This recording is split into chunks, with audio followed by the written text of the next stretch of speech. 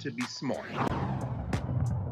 Roland Martin's doing this every day. Oh, no punches! Thank you, Roland Martin, for always giving voice to the issues. Look for Roland Martin in the whirlwind, to quote Marcus Garvey again. The video looks phenomenal, so I'm really excited to see it on my big screen. Support this man, Black Media. He makes sure that our stories are told. See, this difference between Black Star Network and Black-owned media and something like CNN. I got to defer to the brilliance of Dr. Carr and to the brilliance of the Black Star Network. I am rolling with Roland all the way. Honored to be on the show that you own. A black man owns the show. Folks, Black Star Network is here. I'm real revolutionary right now.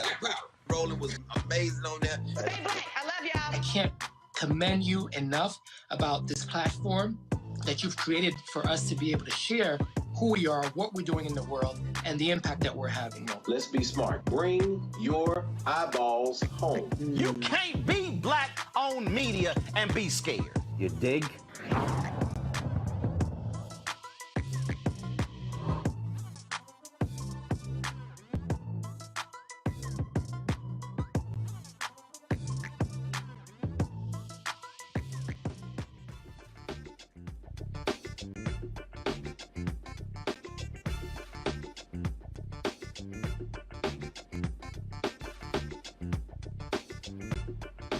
It's Thursday, April 21st, 2022. I'm Reese Colbert sitting in for Roland. Here's what's coming up on Roland Martin Unfiltered, streaming live on the Black Star Network. Florida Republicans passed a congressional map after a sit-in protest by Black lawmakers. That new map, backed by Republican Governor Ron DeSantis, gives the party a significant advantage in November's elections by eliminating 2 majority Black districts. We have 2 Florida lawmakers who participated in today's protest and a voting rights activist on the show tonight. A Nevada state senator is giving up her state Senate seat. She's focused on becoming the next mayor of North Las Vegas. Pam Spearman will discuss why she's the best candidate for the job. What appears to be the arrest of a young Black boy accused of stealing a bag of chips by Syracuse police is causing outrage and debate about how cops should treat children. It's taking 2 years, but a Connecticut state trooper faces manslaughter for killing a man after a high-speed chase. In Tennessee, while state lawmakers sign a bill requiring the teaching of Black history in schools, a Black Tennessee mayor declares April Confederate History Month. We have a lot to talk about tonight. It's time to bring the funk on Roland Martin Unfiltered, streaming live on the Black Star Network. Let's go. He's got it. Whatever the miss, he's on it. Whatever it is, he's got the scoop, the fact, the find. And when it breaks, he's right on time and it's rolling. Best believe he's knowing. Putting it down from sports to news to politics. With entertainment just for kicks, he's rolling. It's on go, go, roll, y'all. It's Roland Martin, yeah. Rolling with Roland now. He's funky, he's fresh, he's real, the best, you know he's Roland Martin now.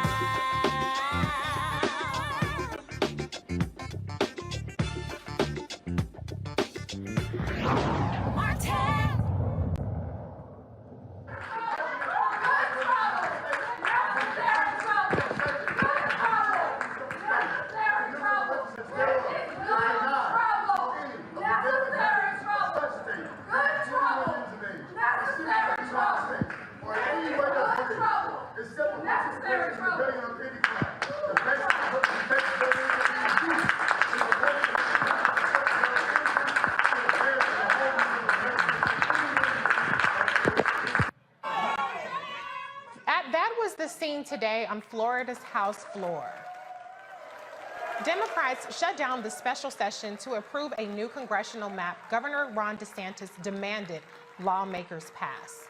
The new congressional map passed in a 68-38 party line vote. DeSantis' map carves up a Black-held congressional seat. Some say it will diminish the state's Black representation in the U.S. House and benefit Republicans. It now goes to the governor for his signature. Joining me now are Florida State Representatives Tracy Davis and Angie Nixon. Tracy and Angie, Representatives Nixon and Davis, I should say, thank you for joining us. You both were part of this demonstration today. Can you just give the viewers a little bit more insight into what led up to this fight and the implications of this congressional map now in Governor Ron DeSantis's desk? Yes, for sure. So first of all, thank you for having us.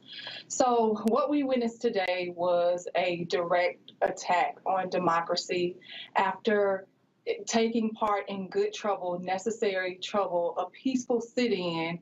We saw that the will of an ambitious governor just, it played out before us today. And so what we have here in Florida is an ambitious governor who cares no more about being governor of Florida, but he is making a play to be the president of the United States. Governor DeSantis is a bully, and he is attacking Black people, and he is doing it on the backs. He's doing it on the backs of all Floridians. This map is unconstitutional. It is illegal, and it is eliminating 2 Black congressional seats. And this, again, is all because he wants to ensure that his party stays in control. Right. Do you have anything else to add to that? Yeah, this was, and thank you for that. This was just a culmination and the last straw.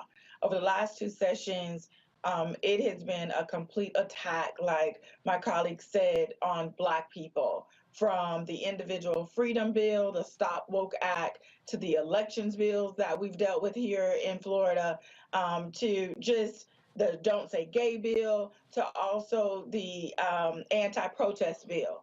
So today was all about the last straw and just making sure that Black voters understood we heard them, we were with them, and we're going to fight alongside of them. And that's what today was all about. I want to bring in Brent Frazier, who is president of the North Side Coalition of Jacksonville. But before I get to you, Ben, Representative Davis, can you just talk a little bit about the fact that because of Governor Ron DeSantis' obstruction of a special election, much of the Black representation in the state legislature went vacant for a good portion of the legislative session. For those who are not familiar with that, can you talk about even how Ron DeSantis has already disenfranchised the voice of Black voters in the state? Absolutely. We had an election in Broward County, and that election left many of our Broward County residents in that part of the state missing representation. And that all had the remnants and the fingerprints of our governor not calling for an election to make sure those voters were represented while we were here doing the business of Floridians. And so again, this governor has just put his fingerprints all over making sure Black voters do not have a voice in this House. Right. Ben, I want to ask you a question because, we've seen a lot of these moves, as both representatives have detailed, that Ron DeSantis has done. And it seems to me that while everybody's paying attention to the Disney special district, there hasn't been enough attention on what's actually happening with this congressional map. Can you just talk about the importance of the demonstration that we saw from those who protested, including the representatives, this illegal gerrymandered congressional map? Can you talk about how it's important to have protests, even if the end result feels like it's inevitable? Well, I should say first off that we are so very proud of these representatives. This was an unprecedented move, a direct action protest on the floor of the Florida House. This is the kind of bravery and the kind of courage that was symbolized by John Lewis when they crossed the Edmund Pettus Bridge. You understand that experts will tell you that this redistricting is about statistics, numbers, metrics, but I'm here to tell you it is a lot more than that. This, in effect, is the story, the hard-fought fight that we had about the right to vote, ancestors and activists who led us in this struggle through blood, sweat, and tears. And what we have with these representatives before you this evening is history. They have accepted the baton in the relay race of history, and I applaud them for that. Now, let's talk about where we are with regards to this particular district. We constitute 17% of the state's population, black folks, 3.3 million people. We call Florida home. But here's what you've got right now. We're only able to affect 7% of the congressional delegation. We got 28 members in all, but 17% of the population, but we can only affect 7% of those who are on that congressional delegation. What this governor has done is clearly racist, unconstitutional. It is, in fact, anti-black and, in the very least, racially uninformed. Most of us will simply call it like it is. It's just plain old racist. This governor is leading the state backwards to a time when racial injustice was the law of the land. The right to vote was the crown jewel of the civil rights struggle. We cannot allow this man to take that back. He appears to be hell-bent on turning the hands of time back to Reconstruction and Jim Crowism. We've got to stand up, and I'm so happy to see that these representatives were bold and courageous in doing what they did today. Absolutely. I think that it's an incredibly bold and important move because there needs to be urgent attention paid to Black representation in the state of Florida. Representative Nixon, though, one of the things I noticed in the discussions, in particular what the Republicans are trying to couch this as, is that it's actually discriminatory to take into account Black voters and the percentage of Black voters in a particular district, and that itself is racial gerrymandering. What's your take, or can you just explain the hypocrisy or the doublespeak that's happening to try to make it seem like what they're doing is actually less discriminatory than the congressional maps prior? Yeah, so it's the hypocrisy and the inconsistency for me, right? So they always change the rules to fit their narrative, always. And the fact that they're using the 14th Amendment, which allowed our ancestors to have the right to vote, now to use that against us is a huge slap in the face. Look, at the end of the day, I could not sit idly by. We could not sit idly by after hearing from Representative Thompson, Representative Henson, two of our elders in this process who spoke about getting kicked and spat on, who had to drink out of colored water fountains, who got arrested for fighting for their right to vote. We could not sit by and allow them to have to go through the same thing they went through years ago. It makes absolutely no sense that I'm fighting for the same things that my daughter's great-grandmothers are fighting for. And I'm going to continue to push back. And again, everyone's talking about Disney. Let's be clear. The Disney issue is a real issue because it illustrates the fact that Governor DeSantis is a bully, and anyone that criticizes him or speaks out against him, that he's going to attack them, right? And so, yes, that's a real issue, but it was a distraction. It was to distract everyone from the fact that half of our representation as Black people is being eliminated, and that is not right, and it is unfair. And it just goes to show you, if he was to win president of the United States, which he's not, and we won't let him, this is going to show you exactly how he would govern us as president. And we do not want to go back to the wrong side of history. I refuse, like Representative Henson said on that floor today, I refuse to go back.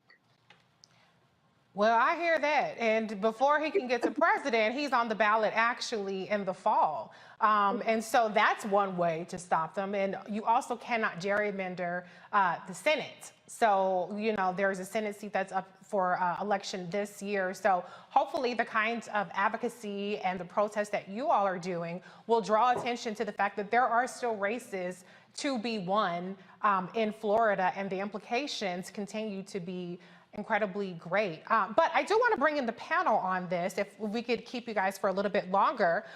Joining us, per usual, on Thursdays is Dr. Carr, Department of African American Studies at Howard University, Dr. Larry J. Walker, Assistant Professor of University of Central Florida, and Crystal Knight, Democratic strategist. Thank you all for being here. Crystal, I'll start with you. Do you have any questions or comments for our esteemed panelists tonight? Or guests, sorry. Okay, sure. Well, I think the first question I have is, what's the next step in this fight for against gerrymandering? Thank you for sitting in today on the state floor, but what's the next step in this process? Where do you all go from here? Thank you. That's the great question. So you guys have already said it. The next step, and like you've heard it, there was a map that we voted on. And it was a map that we referred to as 80-60. And that was a map that both chambers referred to, and we voted on because it retained our Black representation in Congress. And that is the map we want. We are demanding that is the map that is brought back.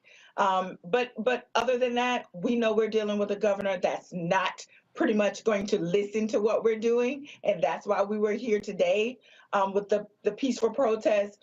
So we're hoping and encouraging our folks that the only way to get rid of this governor and stop his warpath on the attacks of Black people is to make sure we are motivating people, encouraging them to get out and vote. That is the end result. That is what immediately is the next step for us. And let's be clear, right? So after he signs this bill, after he signs these maps into law, there's going to be lawsuits. Yes. And so don't think for 1 second that that's not going to happen. But of course, that takes time. And so we know folks are probably going to have to run on these maps. But when they run, we need to show up to the polls to make sure they are not elected. And that is what we're going to do. We're going to have, this is just really an opportunity for us to galvanize our base. Governor DeSantis has continually thrown out red meat to a base, which came in the form of unconstitutional, illegal laws. Listen, let's be clear. This was not the only illegal law and unconstitutional law that the governor has pushed forward through this legislature. And so we're going to continue to highlight that and galvanize our base, because I believe if we do that, that we will win. I think that there's also a need for us to recognize the grassroots campaign that we're going to have to wage. We must always remember that this is where it starts from. We must continue to agitate, as you did today. We must continue to educate, and we must continue to organize and mobilize. We've got to communicate with our folks at the ground level. We can make this happen, folks. Ours is a message not of fear, but of faith.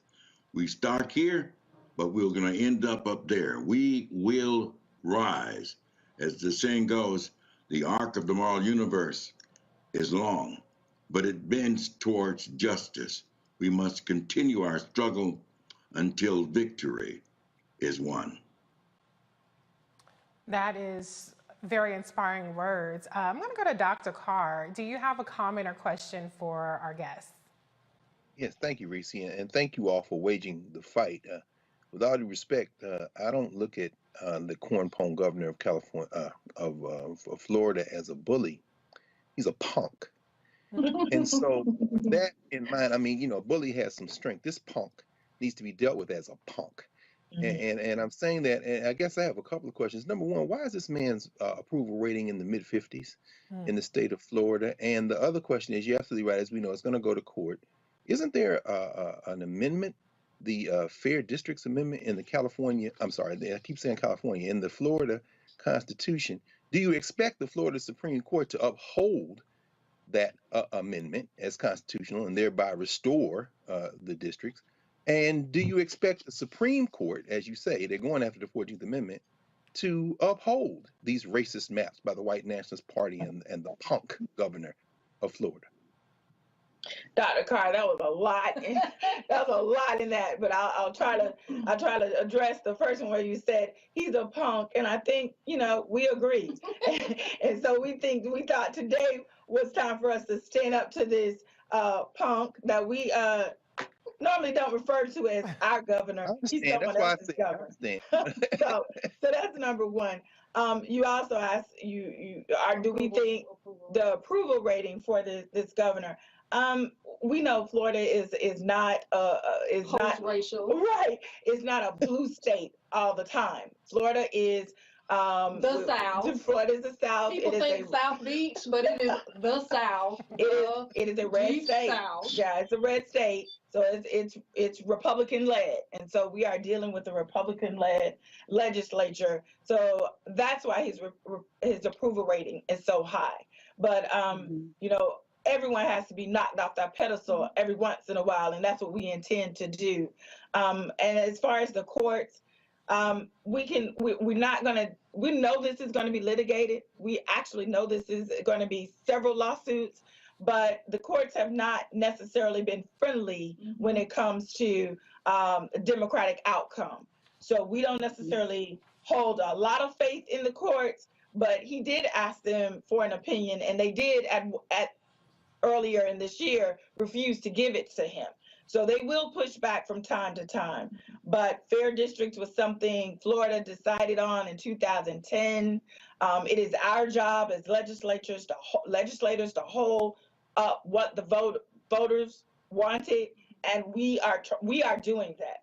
And today was an example of us listening to our voters, hearing what our voters said, and we stood up to the punk.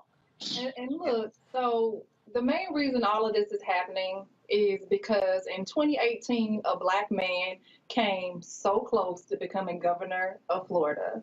And Governor DeSantis, they governor, somebody's governor, he ain't my governor. Governor DeSantis is so fearful of losing power, and he realizes how close that election was. And so, again, I know it sounds we sound like a broken record, but it's real in regards to the fact that we are going to motivate voters. The only way we can get out of this is if we turn our people out to the polls. We are able to retain judges or to get rid of judges by voting for our state Supreme Court. And so that's what we're going to have to continue to push people to do, to get out and vote. I think you're hitting the nail right on the head, Representative Nixon. We're going to have to begin to educate voters, register voters, and get people out to the polls in a way that we never have before. But also, let's look at this from a greater perspective. Florida is now the epicenter of this focus, this red meat, Republican extremist, radical base that is being appealed to. We need folks who believe as we believe to join us here in Florida to fight this fight. We're calling on people across this country to join us as we mount forces to fight these people who are trying to continue attacks on blacks. We've got to stop it. It's unfair. It's unjust. It's simply not right. This governor is trying to lead us backwards and trying to turn back the hands of time. We need your help wherever you are. Join us here in Florida to help us fight this fight. There definitely needs to be an all-hands-on-deck situation because this is the blueprint. We know with Republicans, their behavior escalates. They follow each other's lead.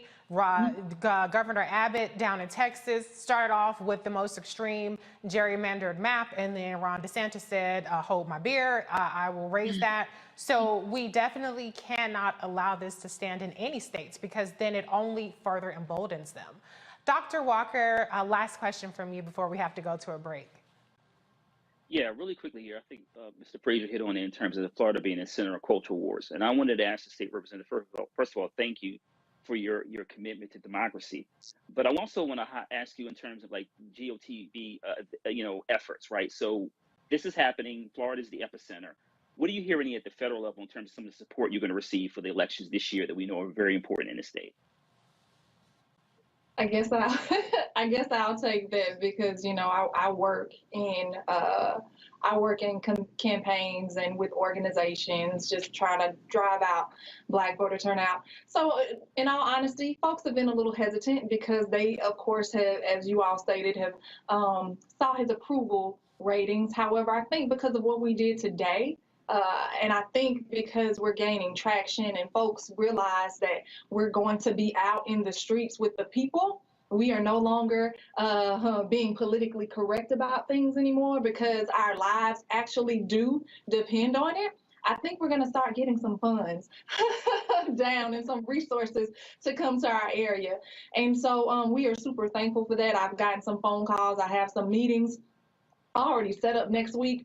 And so I think, again, I believe, I know that we will win if we come together. And everybody, all hands on deck, send us some funds and make sure we're able to turn our people out so that we can stop DeSantis here. Again, he is making a vie for president of the United States, but in order to thwart that effort, we need to stop him in November from being reelected to the governor's mansion. Hey, listen, Black voters matter, and we're going to drive that point home to this state and this country. Black voters matter. I know that this is a combination of three panelists that have elections and campaigns in our background. So I came from the elections office, Rep. Nixon came from campaigns, and we have Ben Frazier on board that knows how to rile everybody and get that energy going. So you have a trio right here that's definitely about driving the vote out. Oh, please reach out to us at northsidecoalition@gmail.com. Representative Nixon, Dr. Carr wasn't shown on camera, but he gave a good, cheer, because he likes the gloves coming off. He likes we're not going to be PC, so you got a cheerleader. And Dr. Carr, and I noticed during the session that the person who was facilitating the session, I believe the leader there, was kind of lecturing on decorum and things like that, but where's the decorum when you are disenfranchising and essentially relegating Black citizens to second-class citizenship? So spare us the lectures, spare us the speeches. Until you do the right damn thing, we don't want to hear anything coming out of you. Period. Period. Period. Period. Food. Yes. 14-year-old says.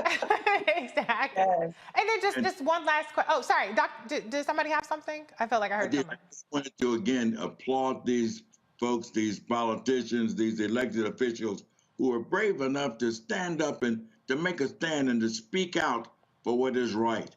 Thank you so very much. We need more elected officials like you. Yes, we do indeed. I just want to ask one final question, though. Either representative, if you can answer this.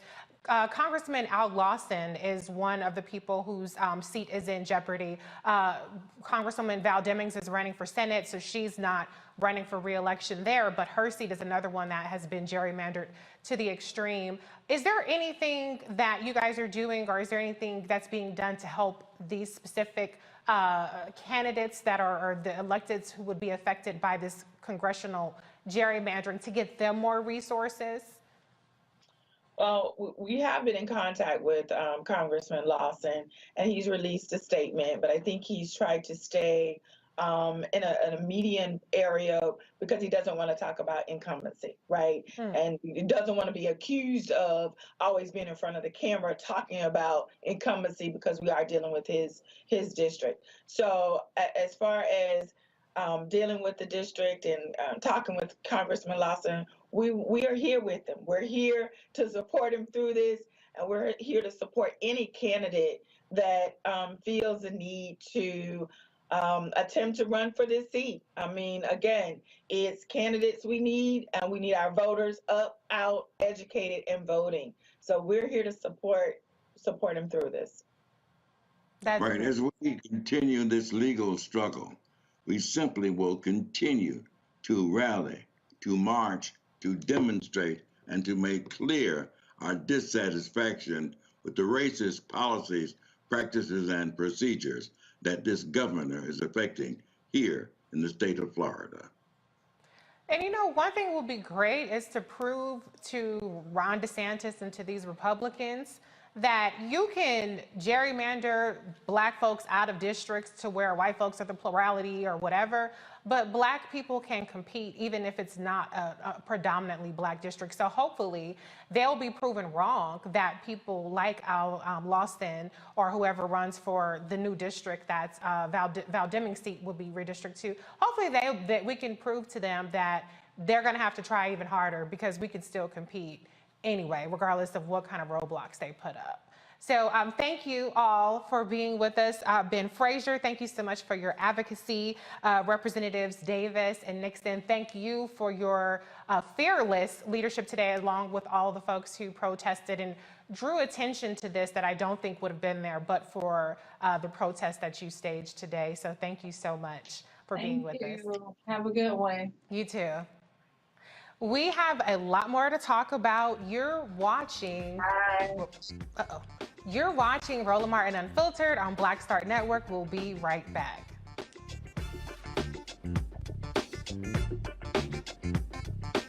I'm Deborah Owens, America's Wealth Coach. And on the next Get Wealthy, you'll meet Jandy Turner, who took her love of sports, expanded her network, and created a thriving business. I settled on developing a golf event planning business, which in and of itself has been very viable for me. One of the things that I've learned from producing hundreds, if not thousands, of golf tournaments is that business gets done on the golf course. All on The Next Get Wealthy, only on Black Star Network. Pull up a chair, take your seat. The Black Tape with me, Dr. Greg Carr, here on the Black Star Network. Every week, we'll take a deeper dive into the world we're living in. Join the conversation only on the Black Star Network. Hey everybody, it's your girl Lunel. So what's up? This is your boy Earthquake. Hi, I'm Chaley Rose, and you're watching Roland Martin Unfiltered.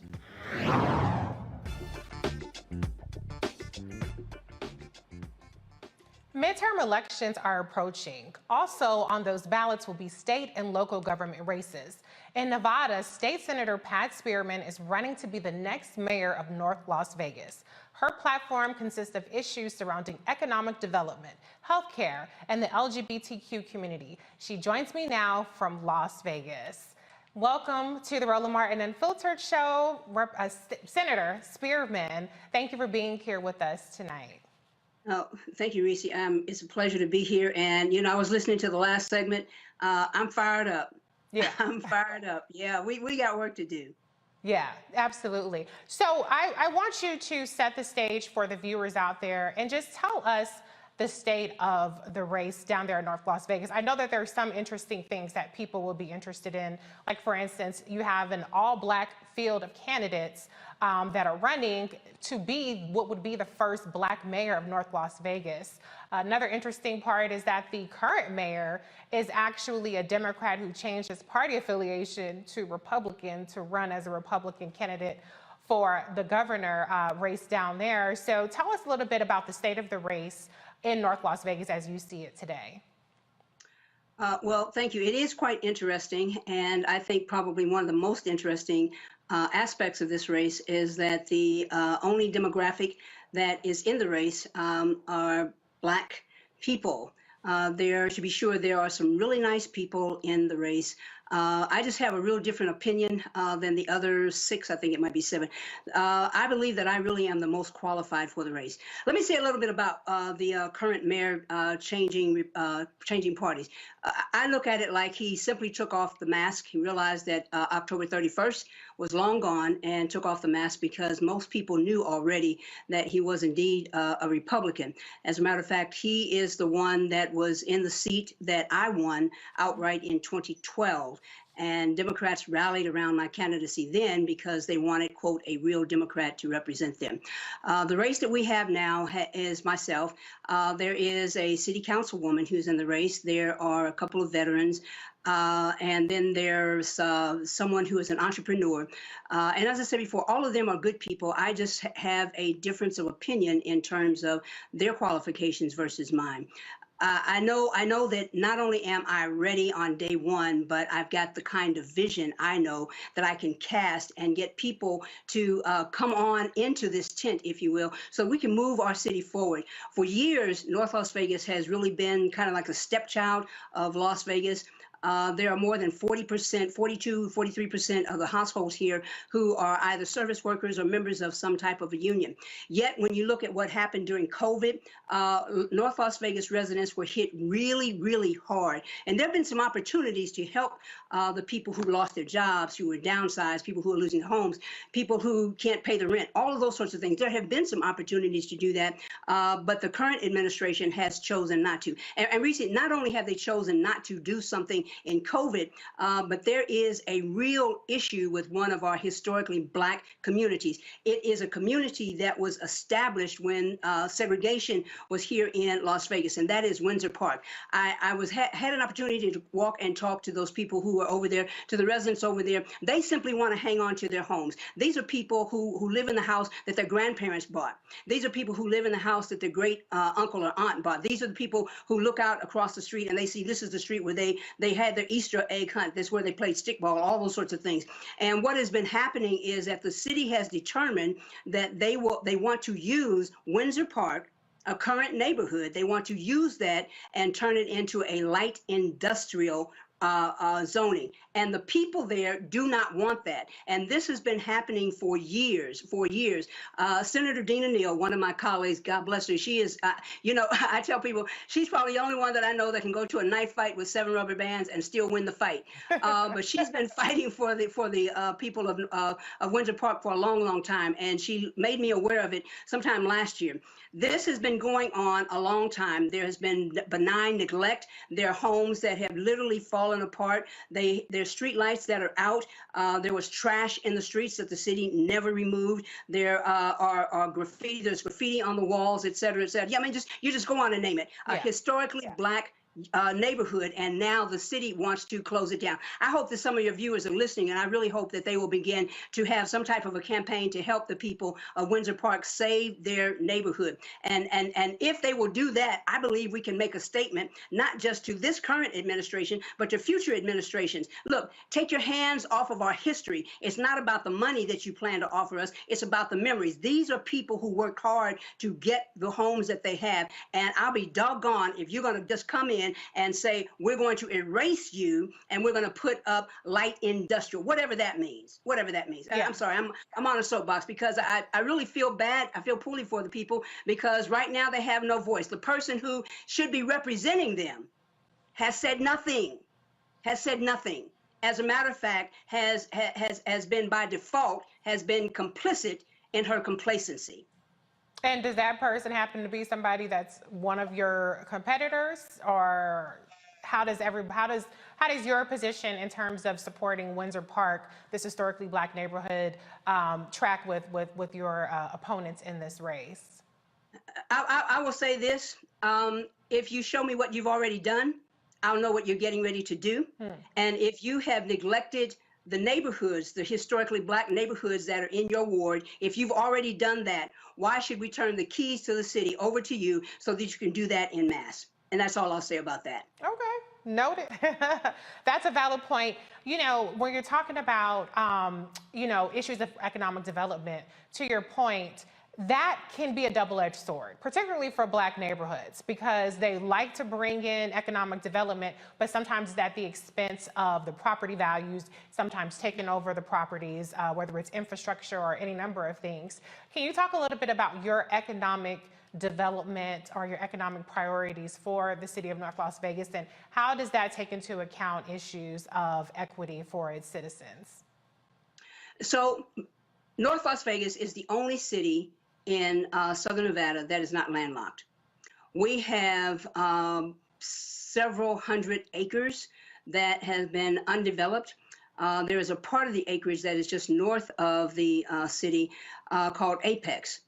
Economic development for me means to diversify using apex, using the land that is already there, not going in and tearing down neighborhoods. We have a company, Air Liquide, which is a hydrogen fuel cell company. They're headquartered in Paris. They're already out there. We have Neuro, which is an artificial intelligence company that I'm sure the people who are in Houston, I know that you've seen that. So we have an opportunity here to look at an ecosystem, an economic development ecosystem. Those plants are already here. But here's what I intend to do as mayor. I want to look at those other industries that are on the periphery and invite them to come. And listen, Reese, I'm not just talking about it. I've been about it. I can pick up the phone and I can call people that I've met while I've been in the Senate, from national to international. I can pick up the phone and I can call people who I've worked with when I worked on my doctoral degree, and my research was in global energy policy. So I'm not just talking about something that's out there and we can never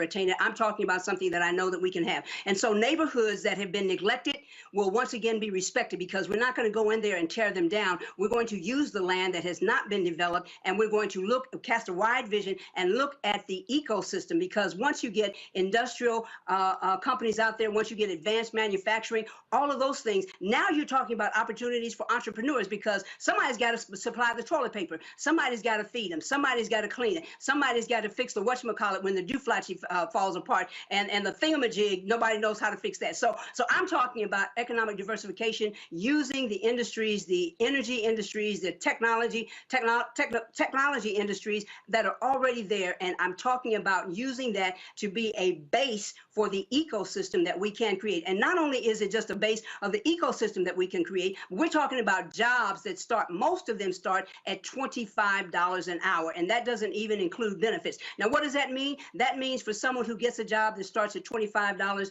an hour and they have not included benefits in that, once you add on benefits, now you're talking somewhere close north of $35 an hour. That's one of the things that the people here in North Las Vegas crave. That's one of the things that they deserve. And I believe that within the Spearman administration, I believe that we can do that. And it's not just about me doing it. It's about me gathering everybody together and saying, this is the basis of the vision. Will you come and help me fill it out? Will you come and help us make sure that we have hit every corner, every cranny, we want every voice, every person, every neighborhood involved in this. And this, make no mistake about it, is an election of transformation. Yes, the very next mayor will be Black, but Black is not the only thing that we ought to be looking at. We ought to be looking at the person who is most qualified, the person who's already done the job, the person who comes with the receipts. And oh, by the way, it's not just the receipts. I bring the cash register with me too. And so we're talking about someone who on day one can get in that seat and sit there and make sure that we move forward. Now, Risa, let me say this, because I was listening to the panel before me, and we're talking about what's happening in Florida.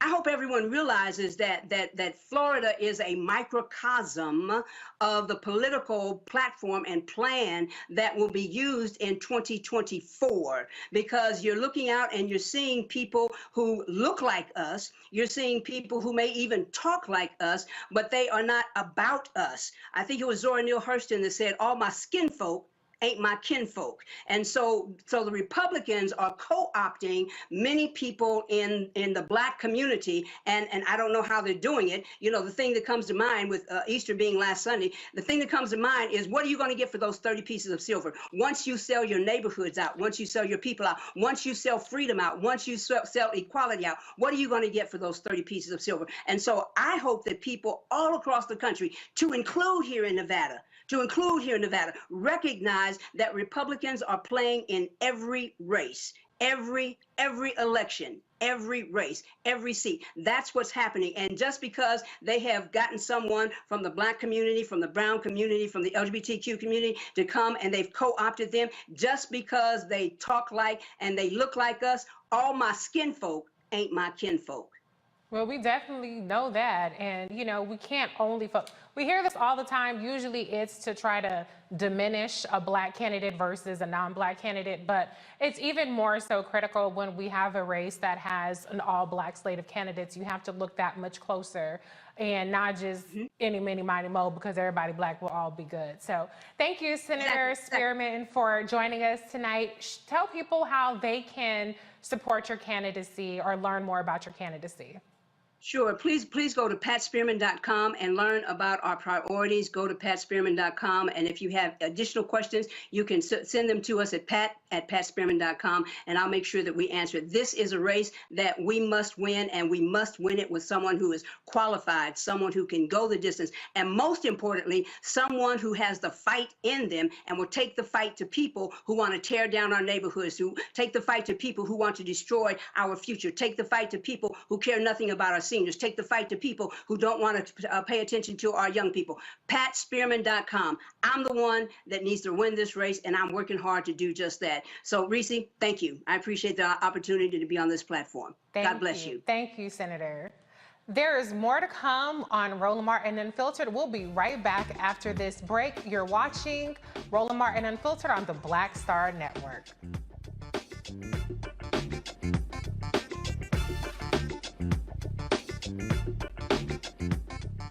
I'm Dr. Jackie, and on A Balanced Life, it takes a village to raise a child, and truer words have never been spoken. If you're raising a child, you know that it's a blessed challenge like no other. Even more so if your child has a disability. We'll talk to parents and our expert panelists about the best way forward for your child to help you maintain your own sanity on A Balanced Life with Dr. Jackie on Black Star Network.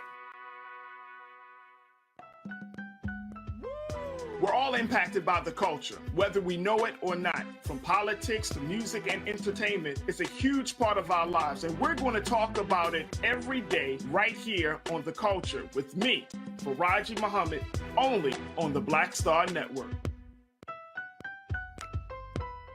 Hey, I'm Arnez J. Black TV does matter, dang it. Hey, what's up, y'all? It's your boy Jacob Lattimore, and you're now watching Roland Martin right now. Stay woke.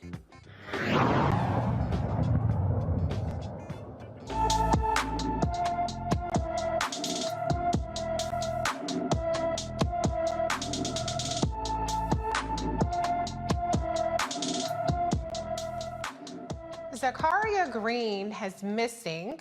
She is 5'2". She weighs 135 pounds. Her hair is black. Eye color is brown. She's missing from Los Angeles, California, and she's been missing since September 9th, 2021.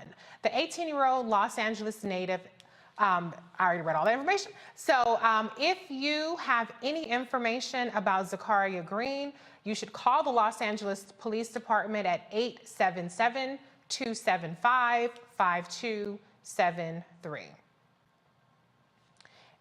A viral video sparks public outrage showing Syracuse police seemingly arresting a young black boy for allegedly stealing a bag of chips. Take a look. What is y'all doing? What are y'all doing? What is y'all doing? Guess. Take a guess what I'm doing. Hey, he look like a baby to me. Why you? Guess what I'm doing. I don't know what you doing. I just see you snatch him up off the. So what? So what's going on then? You're stealing stuff. If he breaks into your house to steal something. Nah, man. What you selling, a bag of chips? So y'all treat me like a whole cold-blooded fucking killer? Keep walking, dude. You don't even know what you're Keep walking. I do. I know what I just came up and see. I know the fuck I just came up and see. Okay, what did you see? I see y'all snatching him up a bike like you're a fucking grown-ass man. Ain't he saying it wasn't him? Fuck is y'all doing? That's crazy. How old is he? 10 years old? Fuck is y'all talking about, man? That's against the law. Fuck is y'all doing? You cannot put that. What is y'all doing? Take the fucking chips. If he stole some chips, I'll pay for them. I'll pay for them. You don't even know where he lives. Y'all just throwing him in the fucking car. That's what they do. They come here. Fuck is y'all doing? Leave him alone. Show camera. That's all we can do. He a kid. Folks call the officers' actions extreme. Syracuse police released the statement about the incident. We are aware of a video being shared on social media involving several of our officers and juveniles accused of stealing from a store on the city's north side. The incident, including officers' actions and body-worn cameras, are being reviewed. There is some misinformation involving the case. The juvenile suspected of larceny was not placed in handcuffs. He was placed in the rear of a patrol unit where he was directly brought home. Officers met with the child's father and no charges were filed. I'm going to bring in the panel on this one. And before I say, you know, the language in this statement is troubling. And it just shows the criminalization stance, posture they're taking towards a child, larceny, and referring to handcuffs. And, well, he wasn't handcuffed. So fucking what? You had this little boy who was hysterical, crying with his arms behind. I've had my arms pinned up behind my back by a cop before, okay? And I woke up the next day and my wrists were very much swollen and injured. And so this whole notion that just because they didn't handcuff the boy, that's okay. No, the hell it is not okay. So there's just problematic language in this statement beyond even just what we saw with our own two eyes. Crystal, I'm going to start with you.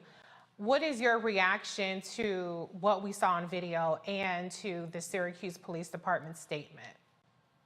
Yeah, I think I want to first start with what we saw on video, and it's very disheartening. And, you know, we continue to see cases like this over and over again where police are, you know, violently aggressing Black children, Black men, Black women, and brown victims as well here in America. The other thing that I want to bring up is that we talk about, or the statement talks about, that the child was not arrested, but the mental health of this child is already damaged just by this incident. And that's something that always gets lost in this, you know, police and victim, you know, conversation. We don't talk about the mental health that we are putting people through, the trauma that we're putting children through just by being arrested. This is something that this young boy will remember for the rest of his life, and he will have this you know, unnecessary association, or this violent association with policing in this country, not only because of the experience that he himself has gone through, but what others have gone through as well. And we continue to see these, you know, instances happen over and over again. And it really reminds me that the George Floyd Policing Act, it still has not been passed. It also reminds me that criminal justice reform, which is something that the president championed when he was, you know, running for office, that still has not been addressed. And so many of the things that the Black community is asking out of this administration, they continue to happen over and over again because they have not been addressed legislatively. Law has not been codified to make sure that Black people are protected from police officers in this country. And so until it does, we will continue to see more and more cases like this arise. That is true, but I think Dr. Carr would argue that you can't train humanity or cops seeing the humanity if that's not their posture, which we pretty much know it isn't from looking at that video. Dr. Carr, your reaction to what we just witnessed? I agree with you. Yeah, of course, Reese. Yeah, and while we continue to fight, as you say, Crystal, we recognize that these officers were not behaving incorrectly. They were doing what they are expected to do, which is terrorize our people. The long reparations movement does not characterize the system that we live under as the criminal justice system. They call it the criminal punishment system. And those two punk cops, those hunters, those patter rollers, who have no fear, who are under no accountability, were terrorizing a child. And fortunately, there were adults. We heard the brother who intervened with the cell phone there, the video. And as you say, the patter rollers, the terrorists, the domestic terrorists, the occupying army, and look at this punk. What if he was in your? What if he was breaking into your house? You punk. You punk. You're right along with Andrew DeSantis. All you white nationalists, you just don't have a hood. In fact, your KKK hood is your little punk ass knit cap, and with your you know, whatever drugs you've taken to pump yourself up in the gym in between your shifts. But the response of the police department is to be expected. This is nothing they had to draft. In other words, we know it's almost as if, in fact, they have a stock book So the first reaction is, this is incomplete. This doesn't tell the whole story. And then they try to act as if their criminal behavior wasn't criminal behavior. He wasn't handcuffed. He was detained. See, the only time this is going to stop is when you put your hands on a child and then you perhaps don't have hands. I know that's right. I did appreciate the brother, though, who was, you know, he was giving that energy. He was making it uncomfortable for them. Is not doing what you suggesting, Dr. Carr, but they have to be robbed of the joy and the adrenaline rush that they get from terrorizing Black folks. And we're still talking about a child. I mean, Dr. Carr, like you bring up, well, what if he's breaking into your house? I might grab a switch, or I might grab a belt and whoop his ass, but that'll be, you know what I'm saying? Like, I would call up his parents. Where's your mama at? Where's your daddy at? Who is even calling the cops? I was looking so hard to try to find out, how did the cops even get involved?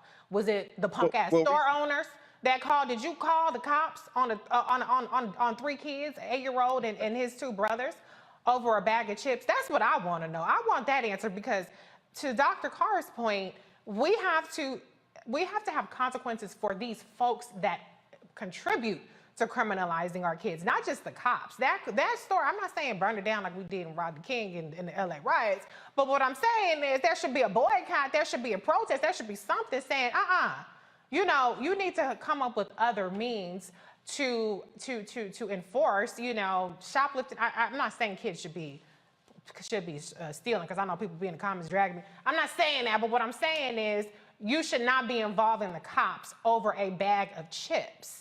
Dr. Walker, what is your... Before Larry, before you jump in, Doc, I just wanted to mention, don't want people to miss what you just said. Had it not been for that brother, had it not been for that intervention, we'll never know whether or not that little boy would have been returned home. Because at that point, they realized they were in trouble. Yeah. So we don't know what would have happened had he not intervened. So in some ways, he probably did alter the outcome just by doing what you said he did. That's right. You're absolutely right, because we saw a boy who was obviously hysterical, but he was alive when he got in that cop car. The gentleman saw him get, ripped off the bike. He said chips flew everywhere. You didn't see no guns, you didn't see no knife, because they try to pull all that shit out, try to make it seem like my life was threatened and this, that, and the other. So to your point, Dr. Carr, absolutely. That could have saved that young boy's life. And I hate to even think about that as a scenario, but you're right. Dr. Walker, your response. Yeah, so Reese, you know, this is part of a larger issue, how Black people are dehumanized, right? So we talk about, TV, movies, etc., music videos. Black folks are dehumanized. And so we would talk about the language they use, larceny, in the press release. And so we also talk about the criminalization and trauma, how Black males and Black folks in general are traumatized. This young brother has been criminalized at an early age over, assuming it's a bag of chips. You heard the brother say that he would pay for the bag of chips. But like I said, we need to have a broader discussion about just how society abuse Black folks.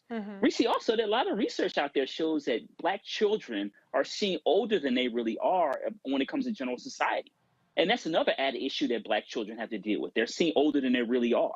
So to snatch up this young brother off a bicycle, who's a child, my child, or anyone else in this panel, right? Yeah. So to snatch him off a bike and treat him like that, he criminalized him at an early age. And once again, this is a part of the larger issue of how Black folks are viewed in our society. People don't see our humanity. And when you don't see someone's humanity, whether you're snatching them off a bike or snatching their voting rights, you don't have a problem with it. Yeah, you're absolutely right. I mean, we say it, I feel like I say it every week. If Dr. Carr doesn't say it, they have a no humans involved approach to policing Black people, including children. I mean, this is part of the reasons why I'm not saying people can feel how they feel about defund the police, but one of the, initiatives of defund the police is to change out police officers from schools, because to your point, Dr. Walker, they tend to over-police Black kids, think of them as adults, and abuse them in a way. I mean, we've seen this because this guy just so happened to be walking down the street, but this kinds of stuff is happening in schools everywhere, and they're labeling kids as troubled kids or disruptive or whatever the situation may be. So we have to really do better by our children. Before we move on to the next story, Crystal, I just want to go to you because there was one specific word in this police statement that really pissed me off. And it was referring to what has been out there as misinformation.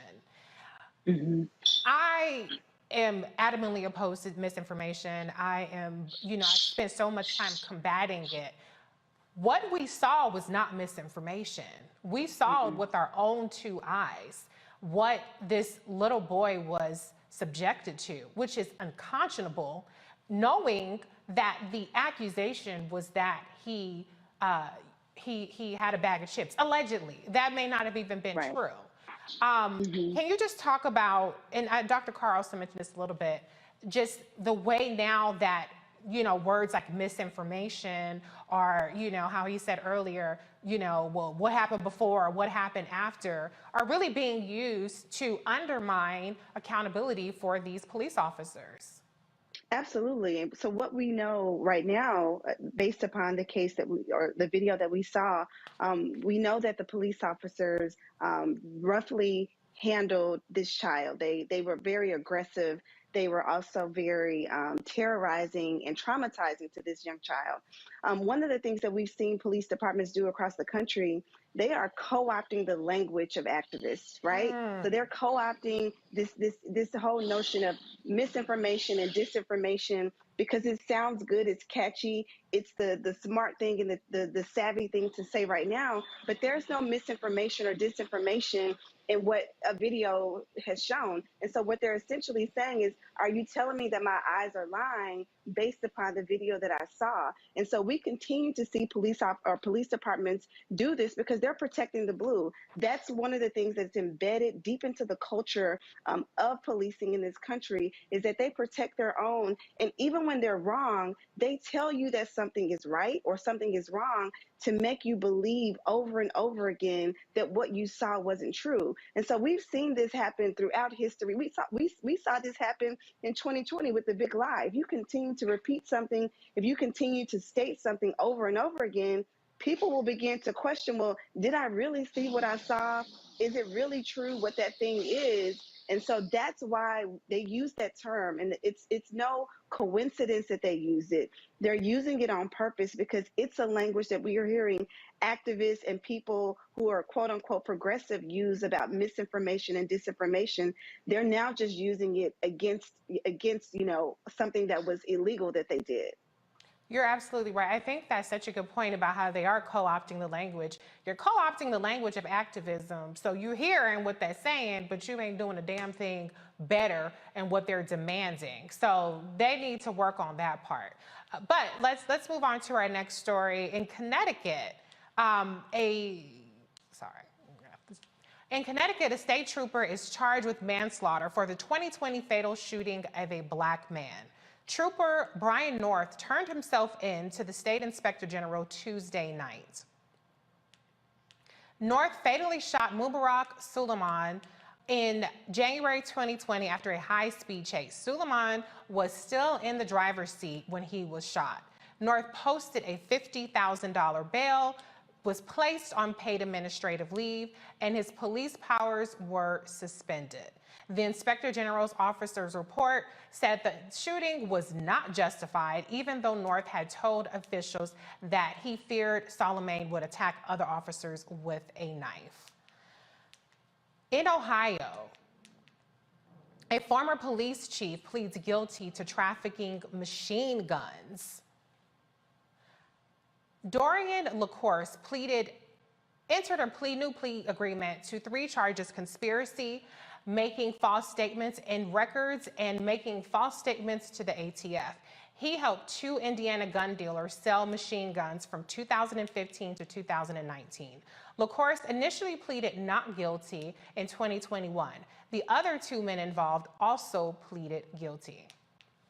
I'm going to bring in the panel before we go to a break on these stories. Starting with you, Dr. Carr. We see the gambit, at least 2 stories here, where there is some accountability, maybe potentially at least some charges for some police officers. The one thing I want to point out, though, for the Suleiman case is, nobody can argue that he probably shouldn't have been involved in a high-speed chase. And you know, whatever, there were some complicated situations there, but I always caution in trying to impose a perfection standard when white folks get on high. I used to see them all the time when I lived in LA. It was always a high-speed chase, and usually it did not end in some white man getting shot by the police on national TV. So they know how to apprehend people without shooting them. What is your reaction to kind of that, the fact that, yeah, he shouldn't have been in a high-speed chase, but Reverend Al Sharpton said it best, that means he should have been on trial for a high-speed chase, not, you know, executed. That's absolutely right. Well, Reese, I think you've articulated very succinctly and cleanly the standard by which we can measure progress.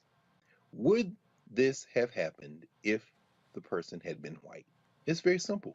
And you're absolutely right. I mean, I think about young people, like my students, and, you know, the young people who scour the internet and post video after video on social media of belligerent whites in full-blown fistfights with the police.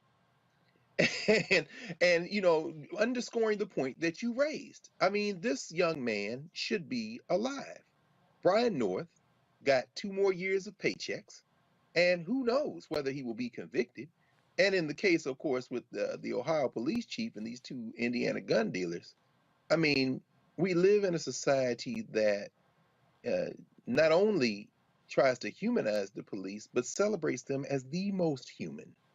And all you have to do to test that is to look at any network television evening with police procedural dramas. They're doing the best they can. They're really humane.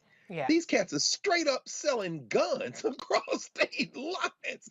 Now, to use your model, make that 2 black Indiana gun dealers and a black Ohio police chief, and see how quickly they would have been snatched up and put under the jail. So I think you've already framed it. Just switch the races and play out how it might play.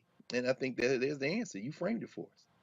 Yeah, Dr. Walker, speaking of, you know, the fact that they were trafficking, these officers were trafficking guns, we have this movement now where we're seeing rollbacks on some of the criminal justice or criminal system reforms, because we cannot deny there is a rise in crime, still historically low compared to other periods, but we had several mass shootings Easter weekend of people cutting up in the malls, shooting people all across the country. So we have people who are rightfully concerned about gun control, or about, you know, the increase in gun violence, and Republicans in particular use this to tout, you know, basically how Democrats need to be voted out, et cetera, et cetera.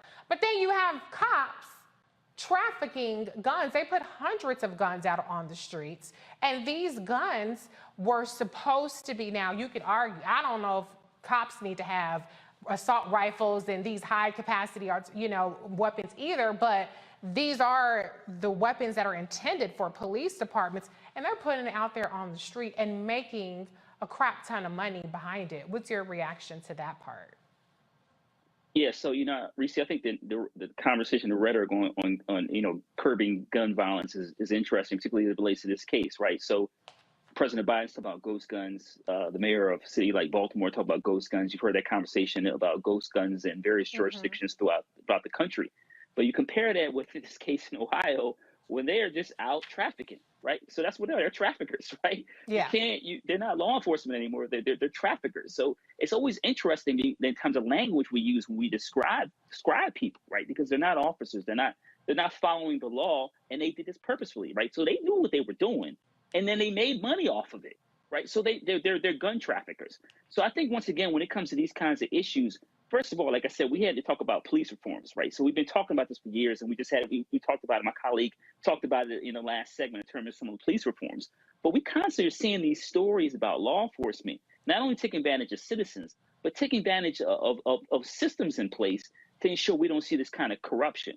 That's the other word we should be using, is corruption. And I think that when it comes to Democrats in particular, when they talk about some of the language that we use, we have to be more purposeful in calling what it is. Call it corruption, call it, you know, they're trafficking in guns, and it's contributing to violence in our area. So we got to say that, because it's really important to use that language, because what's happening is frequently they're not using that language. And once again, like I said, these kinds of issues, if we're not talking about it on this platform, who else is talking about what's happening and talking about calling out this corruption? And also, obviously, the killing of the brother in Connecticut. We've been seeing this kind of violence on these videos for the last several years. Really, I go back to 1960. We saw it in black and white. Now we're seeing it in terms of how black folks were treated. We're seeing it in cell phone videos. But once again, this idea between gun violence and videotaping it in U.S. society over the last several decades, we're constantly seeing it. What happens is we're being traumatized. Folks are being killed. But we're not sending solutions by policymakers because they don't see our humanity, as I said earlier.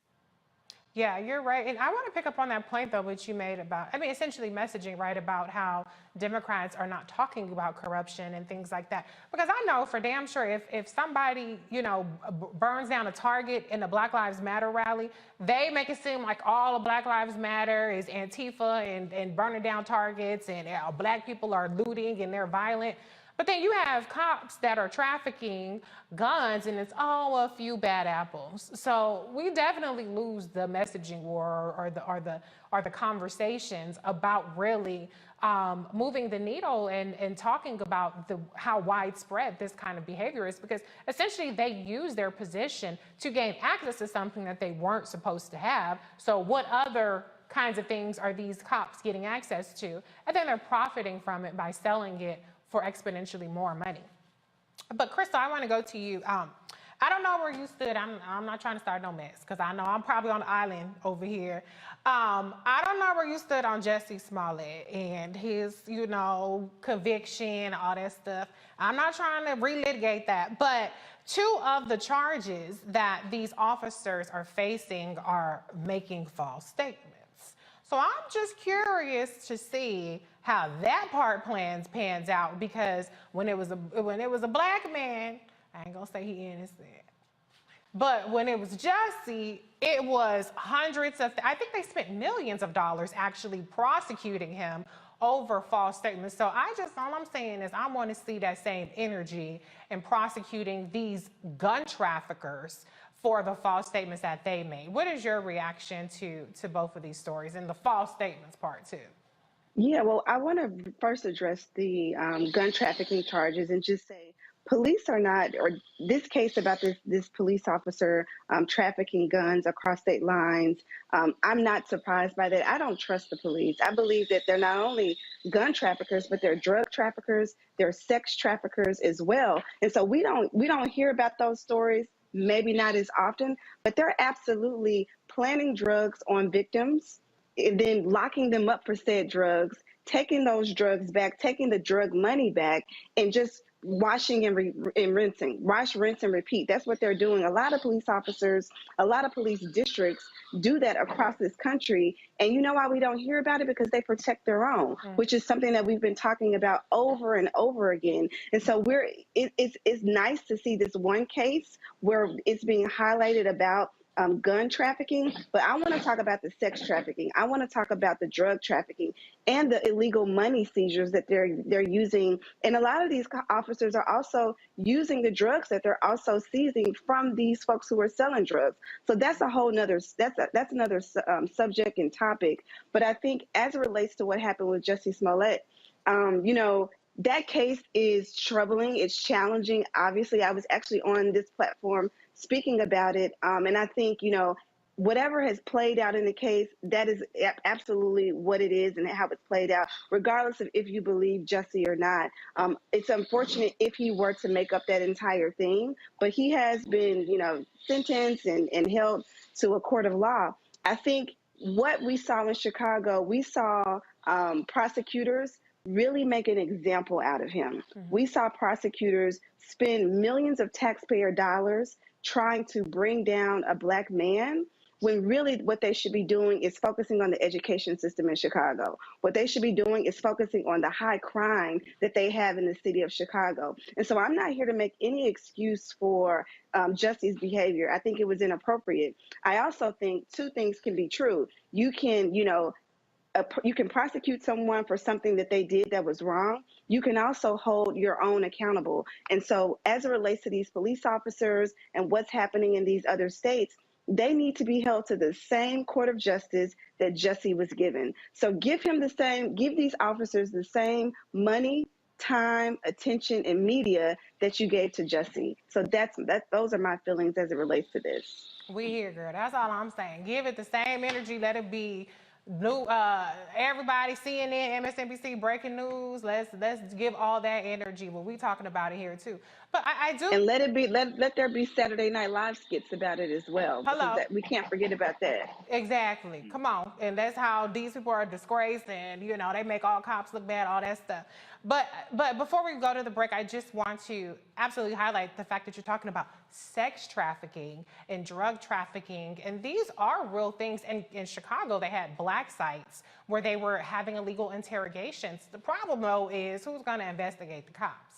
Because even it seems like at the federal level, they too busy looking at Marilyn Mosby's 401k. They're looking at Brian Benjamin, little 5,000, 10, however much he money. I'm not saying let black people get away with stuff. I'm not saying that. But what I'm saying is there are actual real abuses of power, corruption, as Dr. Walker pointed out, that are going untouched. And it's having real implications in terms of the violence and the degradation of our communities because they get free reign. So with that said, we're going to go to a break. You're watching Roland Martin Unfiltered on the Black Star Network. We'll be right back. When did you know that this is what I wanted to do? I think right after high school, because in high school I was in all the plays. Well, I was always funny, but I didn't know nobody would pay me for it, And then I saw Eddie Murphy. This was like '84 when I saw Eddie Murphy. Eddie Murphy was the hottest thing in the whole wide world, not just comedy. But anyway, he saved Saturday Night Live. If he hadn't started that show would be gone. He had done 48 Hours, Trading Places, his first Beverly Hills Cop, could wear the hell out of a red leather suit, and he wasn't but 23 years old. He was rich enough to pee cream, and he got all that telling jokes. I said, shit, I've been funny my whole life. I didn't know people give you money like that, so I went and got some Red Fox albums. I went down to my mama's basement where I was living anyway, and I stood in that mirror and played them albums and them jokes until I could tell them like they was mad. Wow. And that started me doing jokes, and then I went and did comedy in the street. I was standing on State Street, tell jokes and pass my hat, and white folks would come up and just hand me money, and I liked it.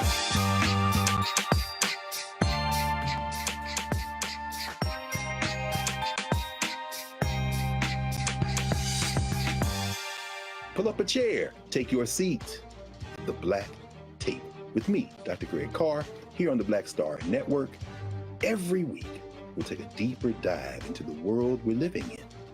Join the conversation only on the Black Star Network. Hi, I'm Eric Nolan. I'm Shantae Moore. Hi, my name is Latoya Luckett, and you're watching Roland Martin Unfiltered.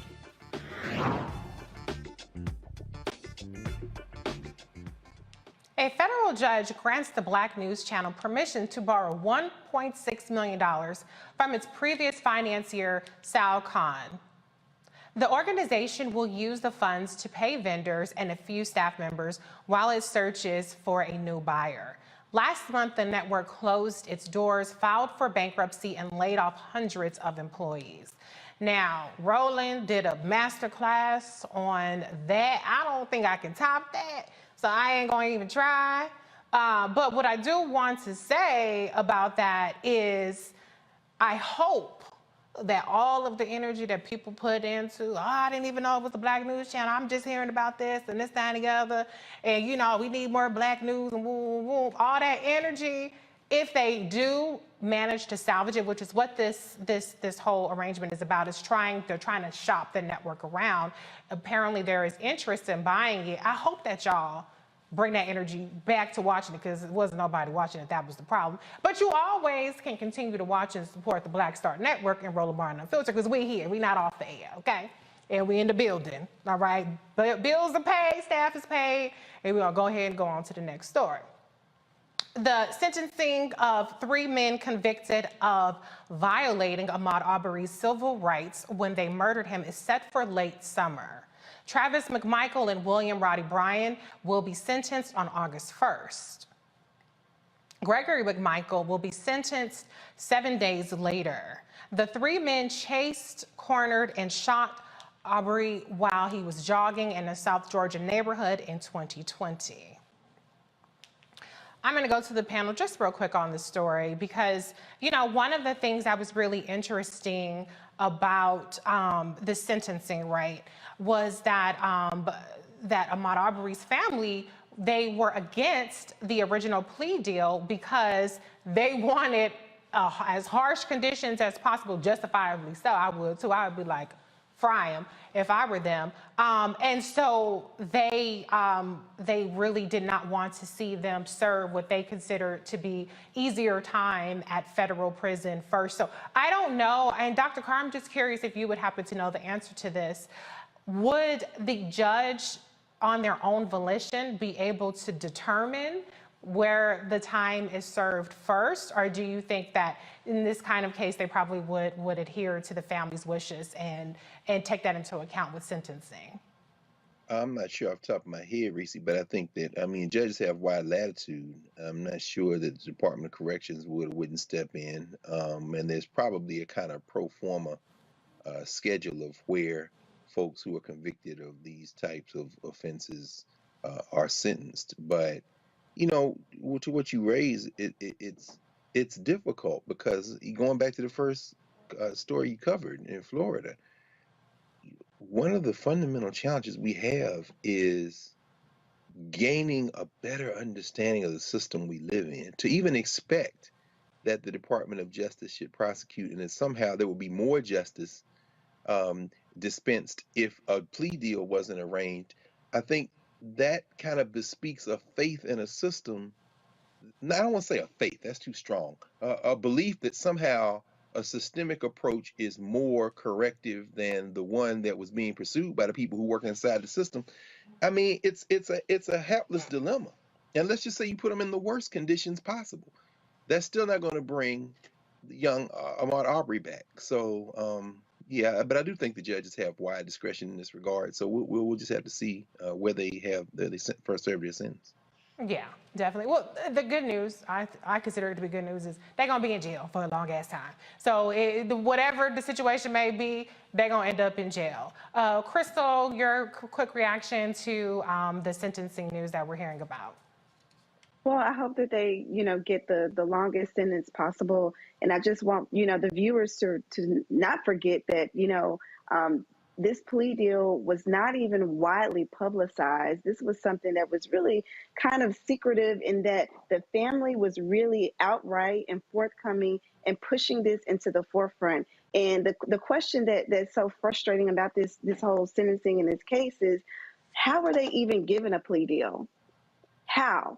In what courtroom in America would they be even given the opportunity to plea out something so egregious, so vile in this kind of, you know, case and instance? And so, you know, the whole courtroom, the prosecution, the, you know, attorneys, the defense attorneys, all of them have some level of guilt on their hands when it comes to the handling of this case, only because there have been, you know, cause of activism, the family who has been very, you know, paying upfront and paying attention and really keeping, you know, the media abreast of what's happening.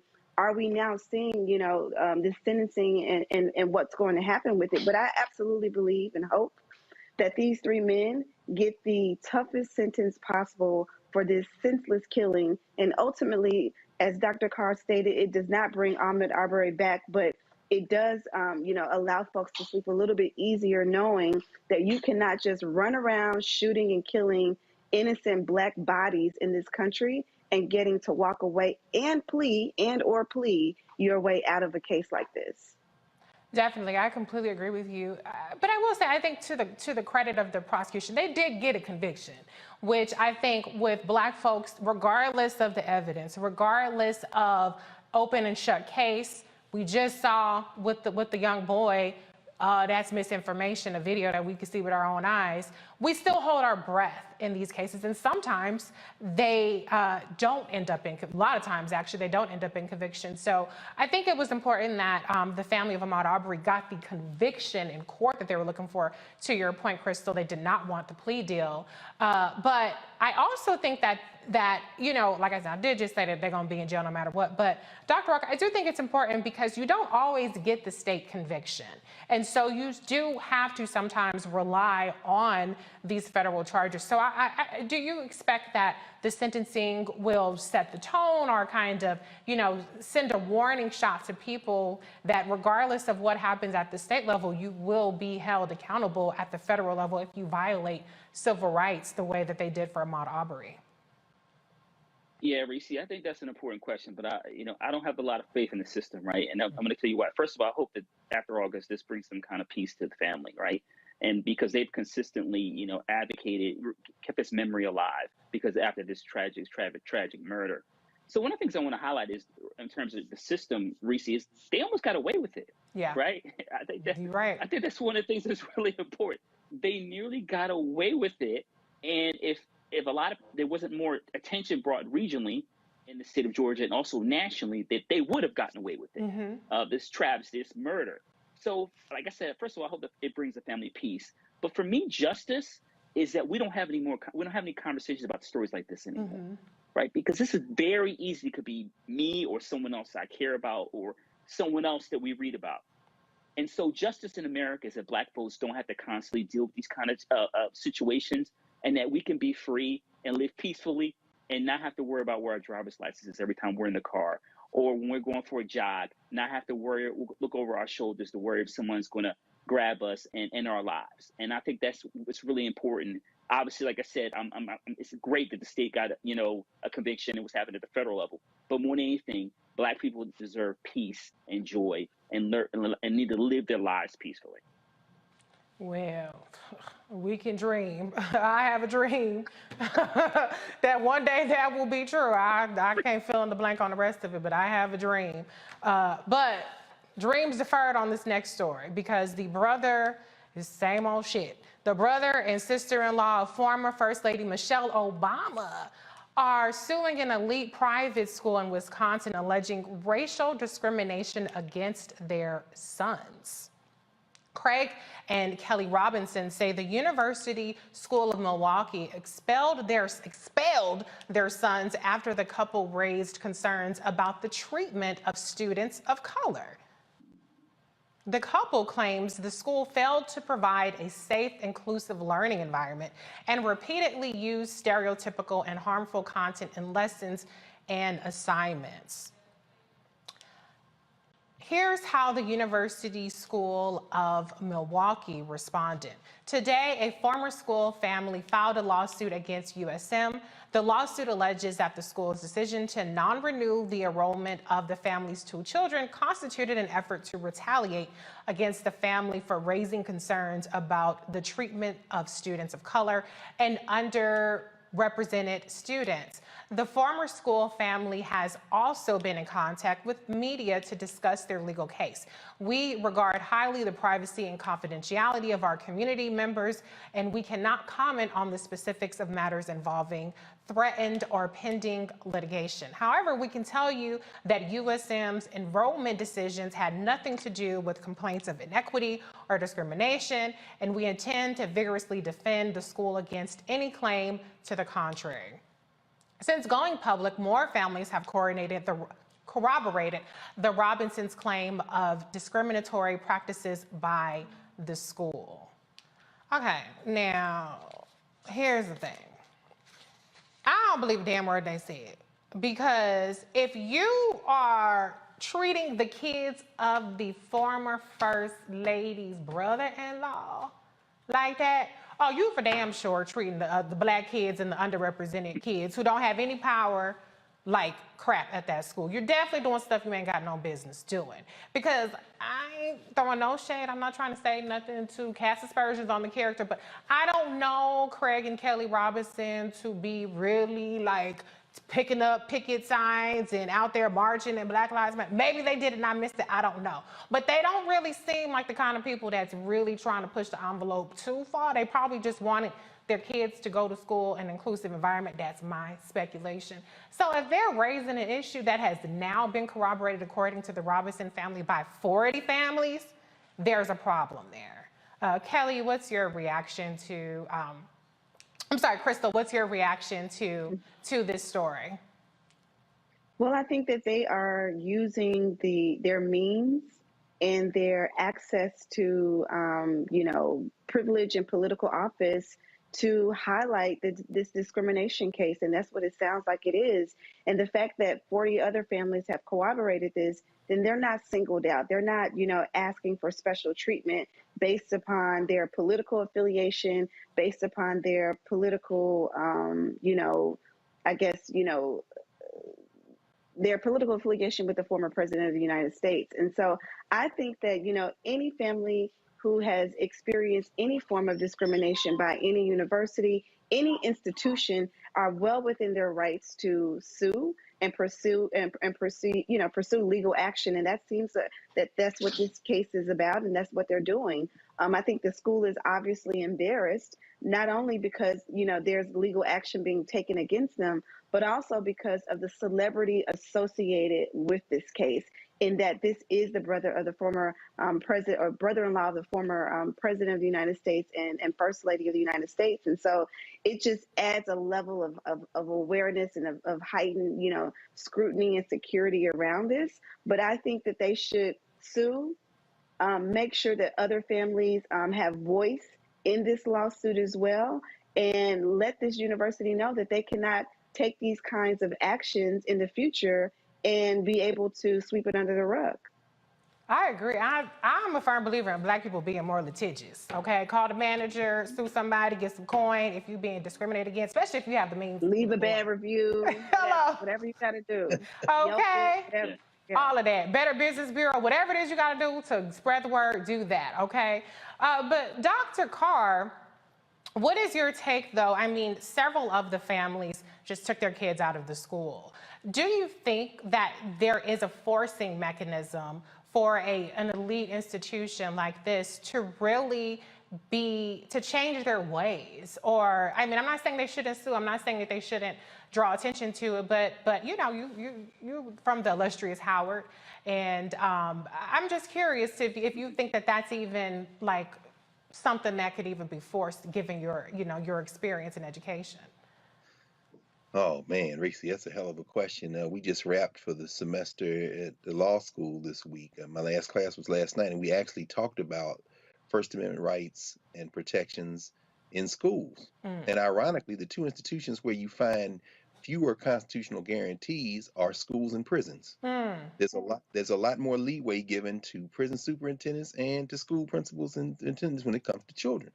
Now, that having been said, there's even more leeway when you're talking about private institutions. So no, there's no incentive for the University School of Milwaukee to do anything. I mean, they're in Wisconsin, after all, where the white nationalist party is running rampant over the law and in the legislature. This might actually heighten their reputation. If you look at their website, I didn't see but one Black person, and he was an alum. You got about 1,000 students there. It costs $30,000 a year to go to school there.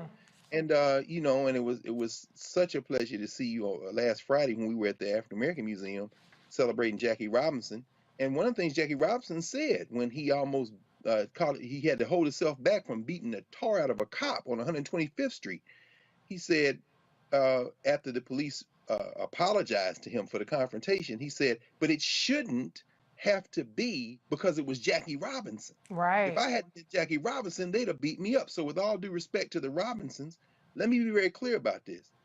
Their children who this private school said we can no longer associate with your family. Their children who they sent a letter home to their parents and said you didn't demonstrate respect for our expertise and you didn't treat them in respectful and trustworthy, fair and kind manner. Their children are going to be okay. Yeah. It is those babies who don't have a recourse, who are suffering every day this kind of thing. So, just because we Black and this gets some attention, this should draw even more attention to the fact that what you said, these aren't the ones who necessarily make a lot of noise. Well, you know what? Come on over to the side and fight for the babies who don't have $30,000 a year for private school education. I know that's right. Because look, they said take your funky ass to 30,000 or 60,000 in this case and go on, because we're going to continue to do our white stuff the way we want to do it. If you don't like it, too bad. We don't need you anyway. But to your point, Dr. Carr, the ones we really need to be worried about, the ones who, they getting $30,000 from public school education funding for a whole class full of kids, you know, and they don't have the books and they don't have iPads or whatever, so they don't have ventilation in their classrooms, heat, anything like that. That's what we really need to be concerned about. But, you know, you still got to pay. You got to remind folks that this kind of stuff is happening regardless of your socioeconomic status. You can't outrun being black. You can't outrich being black. There's nothing you can do about that, because they're going to always remind you. Dr. Walker, you're an educator as well, so I just want you to get the last word on this topic. So, Reese, I think it's important to keep it 100 in this conversation. They have been probably doing this for years, right? Listen, especially these private schools. I mean, it's different than public schools have certain mechanisms in place that you can hold people responsible. Private schools, especially the affluent ones, with all their money, listen, they've been doing this for a long time. And what happened is Robinsons just had the political clout to call them out. Yeah. It's just that simple. And I think also it's important for all those kids who were attending that school, who may be there on partial scholarship or et cetera, who've been catching hell for years. Hopefully this forces the administration, whoever the board of trustees, et cetera, to make some changes now that they're getting all this political pressure they don't want. You don't mess with someone who's affiliated with former president of the United States' family. Yeah. That's just a bad political move. And now they're paying for it. But the bottom line is they've been doing this for a long time. My wife and I had a situation, we had to pull our son out of a private school very early on because we just didn't like the way that the language they used. And I know a lot of other black folks, similar situations have happened. So listen, this happens all throughout the country, and we have to make sure we protect our black babies. And, as we talked about in this conversation, this is happening all the time, and it happens a lot in private schools. You're right. And I'm not in any way trying to insinuate that because black children are wealthy, that they should not be given the protections of not being in a racially hostile environment, because I don't believe that at all. I think, like you said, we need to protect all our babies. The wealthy ones, the partial scholarship, the full scholarship ones, the ones at the public schools, charter schools, whatever, they all need to be protected. And they all need to come up in an environment that is constructive and healthy and empowering for them. So let's move on to Tennessee. A bill requiring Tennessee students in grades 5 through 8 to learn about Black history just needs the governor's signature. Senators approved House Bill 2106 in a 27-3 vote, while the House passed the measure in an 80-2 vote. Supporters of the bill say it's important to ensure students get a truthful, well-rounded view of history. The reason why this is important is there are a lot of really great Tennesseans like Samson Keeble, who was the first African-American elected to the Tennessee General Assembly, or like Bessie Coleman, or like Wilma Rudolph. And we want to make sure that that continues to be a part of our history and our schools. And so then one day, hopefully, there won't even be a such thing as Black history. It will all just be so melted into one that it will not have to be defined that way.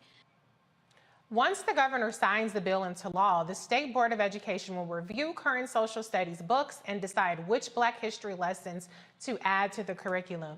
That is, if he signs the bill. I didn't see a statement one way or another, so hopefully all of the hard work that it took to get there, there had been some failed attempts to get this kind of Black history added to the curriculum. So hopefully this time he'll sign it. With that kind of bipartisan support, it should happen, but we did see what homeboy Glenn Youngkin up in Virginia did with widely supported bills. If there was a Democrat attached to it, he vetoed it. So let's hope that the governor down there is a lot better, at least on that regard. So speaking of racist behavior, a Black Tennessee mayor declares April as Confederate History Month. I'm gonna read that again. A Black Tennessee mayor declares April as Confederate History Month. We're going backwards, Mayor Livingston, Tennessee Mayor Curtis E. Hayes signed the proclamation surrounded by members of the Sons of Confederate Veterans. Y'all see this? My goodness. Here's the caption that accompanied the photo. A contingent of compatriots with Sons of Veterans Myers, Zolkoffer, Camp 1990 recently met with Livingston Mayor Curtis Hayes for a signing of a proclamation designating April 2022 as Confederate History Month in the town of Livingston and urging all citizens to avail themselves of the opportunities to increase their knowledge of this important era of Tennessee's history. Celebrated in southern states, Confederate History Month began in 1994. Mississippi is the only southern state that officially declared April Confederate Heritage Month in 2022. Ooh, child. Okay, I don't know. Can I go to the panel? Okay, sorry, I'm breaking the third wall here. But I want to talk about these two Tennessee stories because, first of all, I looked up this mayor. He's nonpartisan. So I did. I was going to drag him because being Republican, Democrat, he's nonpartisan. Some of you nonpartisan, you independents, y'all a little cray-cray too, okay? Don't think just because you not a political party that you off the hook, that you got it right, because this person didn't get it right. But I just think it's interesting with all this anti-CRT, we don't want to teach history, y'all want to teach Confederate history, because y'all know y'all lost, and y'all know y'all was fighting for slavery, right? So I'm trying to figure out why y'all are trying to talk about Confederate history, but you don't want to talk about American history. It doesn't make sense to me, but we know it's propaganda, right, Crystal? What do you have to say about that? I just want to say, one, I'm a native Tennessean. I'm from Memphis, and I know Dr. Carr's brother lives in Nashville, and I've been on the panel with him before. But I want to just say it's so interesting that this first story where Senator Ackberry is up speaking about, the legislation that hopefully she likely co-sponsored. She's saying that she hopes that this gets passed and signed by Governor Bill Lee, which I don't have any faith in Governor Bill Lee, that he will actually sign that.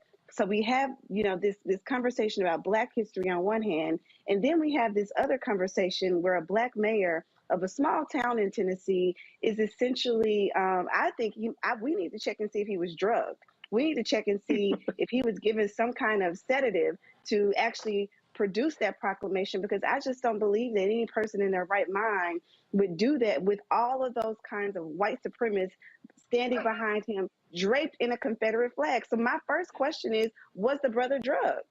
That's what I want to know, to all the Tennesseans watching this and this broadcast. And I want to know, why aren't people raising the flag about that? I'm looking at you, the Equity Alliance, Tequila and Charlene, and all the Black folks who run, grassroots Black-led organizations in the state of Tennessee. Where are you all with raising the roof about this? This is ridiculous. But on the other hand, as it relates to critical race theory, isn't it ironic that we're living in a moment in history where people like, Governor Bill Lee, people like Governor Ron DeSantis, people like Governor Abbott down in Texas, they don't want critical race theory taught in schools, which we already know it's not. Right. But at the same time, you're having a mayor create a proclamation about the Confederate history. We're having to ask in codified language in state legislatures about Black history, but we're also saying we don't want to teach critical race theory. And so, this is just more continuation of foolishness that happens in Tennessee, unfortunately, and we're making headlines again for all the wrong reasons. Well, to your point about drugs, white supremacy is a hell of a drug.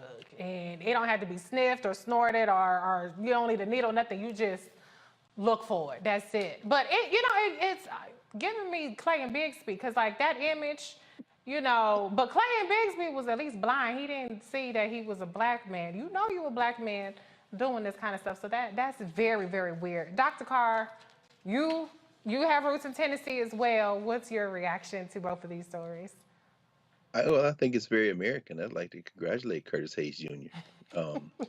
The drug that he is high on is called America. And I hated the sister to say that one day we might not need Black History Month. I mean, that's obviously absurd, but it's based on a fundamental misunderstanding of where we are in this settler state. And it's common to have that understanding, that misunderstanding. The Confederate States of America were traitors to the United States of America. And so, wait, they weren't. Because after the war, their land was returned to them. That's where Black people got sold out in places like South Carolina and Mississippi. They are allowed, they're still allowed to celebrate their traitorous act as an act of patriotism. That's why the governor of Mississippi, Tate Reeves, with that bad Dollar General store mop on his head, was able to declare that the whole state Confederate celebration. And as you say, Crystal, I mean, we know that Memphis is black as hell. And where I'm from, Nashville is black enough for the white nationalists and the Tennessee legislature to try to slice and dice to continue this minority rule so they can make Tennessee the latest state in the South to join the ranks of Rhodesia and apartheid South Africa. But where this boy is from, Curtis Hayes Jr., is halfway between Nashville and Knoxville. And I got family up in them hills near Silver Point and all that kind of stuff. Curtis Hayes lives in a city where it's about 4,000 people, and all but maybe 1 or 2% are black. And talk about black history. Listen, there are two types of ways to approach multicultural education. One is called infusion. That's the Tennessee bill. And Lee might sign it. Why? Because if you understand education, you understand that signing a bill to mandate teaching doesn't translate into it being taught. Right. You see, standards don't translate into what happens in the classroom. The other way to do it is the independent standalone courses. You see, that's a different kind of war. So actually, Curtis Hayes would fit perfectly in executing that bill. Why? He is able to trace in that little town of Livingston, Tennessee, his great-great-great-grandmother who was formerly enslaved and is celebrated in that little town in Black history. He has won Black History Awards. He was the first Black Livingston Police Department member of the police department. He was the first Black sheriff, deputy sheriff. He married a white woman. He is an ultimate success. We just had a story about Craig Robinson, right? But anyway, the point is this. What does assimilation look like? Assimilation, thy name is Curtis Hayes. Well, Dr. Walker, you got to follow that. Sorry. What's your comment? Reese, I want to think about one of our great rhymers of all time, Chuck D, when it once said, "Every brother ain't a brother," and that's pretty much for me summarizes. I mean, beyond the fact that was he drugged or not, where are his folks at to say don't do this? Yeah, that's the real question. Where are his people to say, listen, don't do this. This is a bad look. This photo, people will see this photo for forever, and that long after you're gone. And in terms of this, what's that happened in Tennessee in terms of signing this Black History bill? It's interesting because some of the same states are finding, talking about everything is in CRT. I always feel like even if the bill is signed, somehow it's been voided because we say we can't talk about this because it's CRT and not Black history. Yeah. Right? It's just this weird contradiction in terms of what Dr. Carr talked about. And when it relates to race and how this United States, this country understands it, because it's either black or white. It's not nuances in terms of race. So I don't know. Tennessee is getting like, where I'm in Florida and losing his mind and doing things that don't make any sense. So like I said, but no shout out to the folks who didn't tell their brother not to sign that bill. His people didn't sit down and had a conversation with him. But hopefully he gets. I don't know if he gets invited to summertime. He may not even get invited to the picnic. So. Yeah, like you said, where are his people at? Maybe his people need to be talked. They need to find the people for those people too, because maybe all y'all crazy. Because something is definitely not clicking over there. He was drugged. I'm convinced he was drugged. I'm convinced. Crystal is giving him the benefit of the doubt. That man was drugged. No Christmas dinner for him. You see, it's just because this man been the mayor of that little town since 2006. He was 31 years old. Yeah. He was raised in a majority white. In other words, this raises the deeper question. What does it mean, if anything, to be Black? I don't even know. If we don't have a common definition, we can't get mad at him. He was groomed to do exactly what he's doing. He's a signing pen for the Confederate States of America. He was groomed for that. I'm embarrassed today for the state of Tennessee. I'm embarrassed. Well, we're going to focus on the positive. The positive is got a little song, maybe Black history. But to Dr. Carr and to Dr. Walker's point, I mean, it's the first step, right? There has to go through this long review where parents get to give input into what they think should be included, yada, yada, yada. So it's years away from being implemented. But I do appreciate, because I think it's hard being a legislator, particularly a Black legislator in these red states that are really, and a lot of activists will say that they're not red per se, they're just under tapped into, in terms of really, exciting the electorate. You have people like Gary Chambers that's running, and he laid out the receipts in terms of the electorate and what it can look like if Black folks voted. So I think, it's hard to be up against so much, but they still try to do things like that. So I'm going to salute the legislators who got this version passed. It may not be, you know, Black Panther, fist held up high type of, you know, education, but it'll be more than what they had before. So keep working at it, and that's great. And can I just say one more thing, Reese?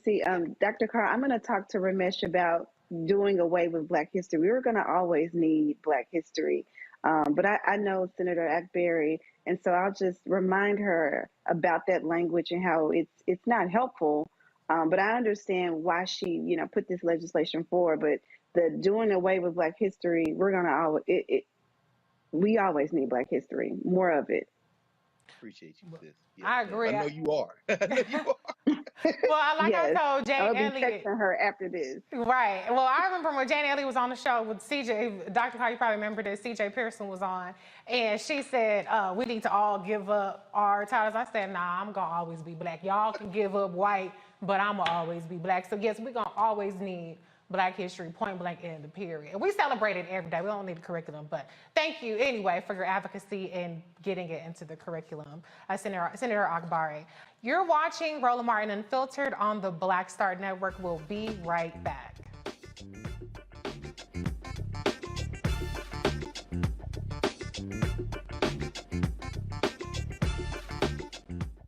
I'm Dr. Jackie, and on A Balanced Life, it takes a village to raise a child, and truer words have never been spoken. If you're raising a child, you know that it's a blessed challenge like no other. Even more so if your child has a disability. We'll talk to parents and our expert panelists about the best way forward for your child to help you maintain your own sanity on A Balanced Life with Dr. Jackie on Black Star Network. We're all impacted by the culture, whether we know it or not. From politics to music and entertainment, it's a huge part of our lives, and we're going to talk about it every day right here on The Culture with me, Faraji Muhammad, only on the Black Star Network. I'm Angie Stone. Hi, I'm Teresa Griffin. Oh, Roland. Hey, Roland, I am so disappointed that you are not here, first of all. Where's our dance? It's like we get a dance in every time I see you. And so now you're not here for me to dance with, sir. You and your ascot. I need it. I need that in my life right now. Okay, I love you, Roland. What's up? I'm Lance Gross, and you're watching Roland Martin Unfiltered.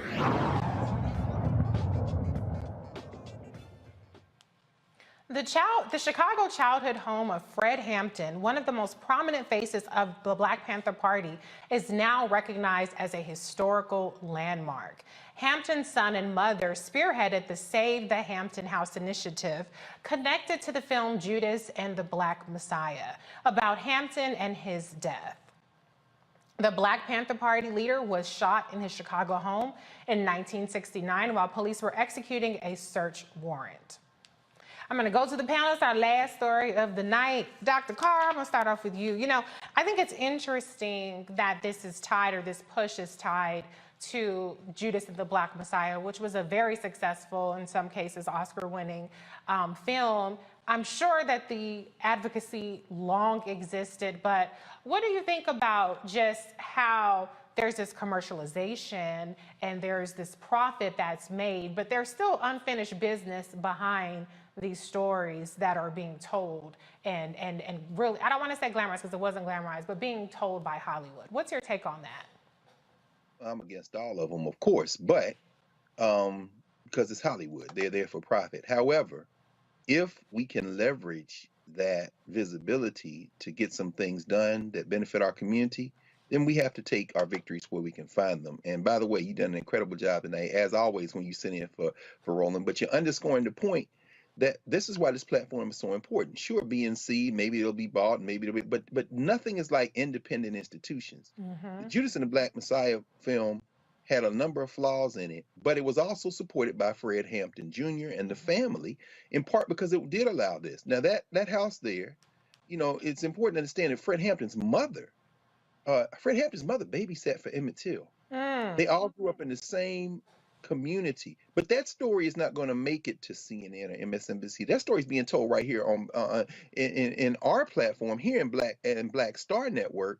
And that allows us to continue to fight so that when there is a moment when Hollywood says we can make some money off this, there will be people around who can force Hollywood a little bit closer to the type of things we need. And this is a victory today. We can't say so. You know, victory to Fred Hampton's widow, Mom and Jerry, victory to Fred Hampton Jr. and to everyone, and to his mother and his siblings, his family, because this is a victory for Black people. So it's a good thing, I think. I agree with you, Dr. Carr. I mean, we got to take our victories, how they come about, when they come about, because we don't get as many of them as we need to. Crystal, your reaction to this story? Yeah, I tend to agree with, much of what Dr. Carr just stated, that this is a victory. I think, the movie definitely highlighted what many in America did not know, but many Black people had already known. And if you attended at HBCU like I did, like Howard University, the illustrious, you were, taught about Fred Hampton. But even when you grow up in Black cities like Memphis and Chicago and many other cities across this country, we know our history, but we don't have our history shown and highlighted in Hollywood. We don't have historic landmarks like his house preserved in the fabric of Black culture in this country. And so when we have an opportunity to have this done, we absolutely need to celebrate it. It may not be in the way that we wanted it to we may not have arrived here in the way that we really wished, but at least it's being celebrated.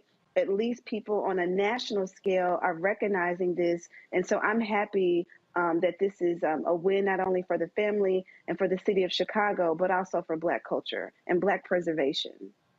You're so right about it being a win for the culture and Black preservation. And Dr. Walker, you'll get the last word on this. One thing that, I don't want to say all the white folks, but let's talk about the Confederate people, right?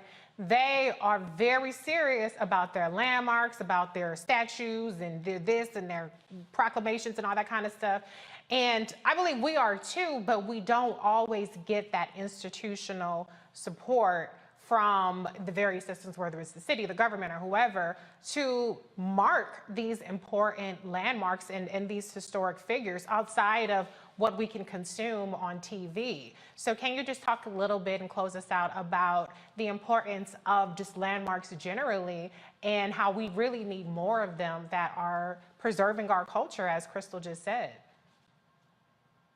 Yeah, so Reese, it's important to make that connection between like landmarks and causes, right? Mm-hmm. He and also the reminder that Hampton was murdered, right, at a young age, right? He had his life ahead of him, and so like many of our civil rights martyrs, it is important, like I said, to make sure there's a connection between what his message was as a member of the party and have a broader conversation. So if we can have school children in Chicago metropolitan area and other places visit the site where he was killed, we can have a conversation about what freedom is in America and what historically has happened to Black folks who have fought for freedom in this country, what happened to Hampton, what happened to King, etc. Right? So we can have a broader conversation. We talk about this issue of history, particularly what happens in Black history. We can have this broader conversation, not only with Black kids, but remind other kids about how they benefit from a system that has historically done this to Black folks who have fought for freedom. That's such an important point to make. Let's also make sure that we're marking the causes. Let's not water it down. Let's not quote one little quote that makes people feel good. Let's make sure that we continue to recognize the whole of what, like you said, our civil rights martyrs and our historic figures and even current day civil rights activists are fighting for. So with that said, that does it for us here at Roland Martin Unfiltered. I want to thank my panel, Dr. Larry J. Walker, Dr. Greg Carr, and Crystal Knight.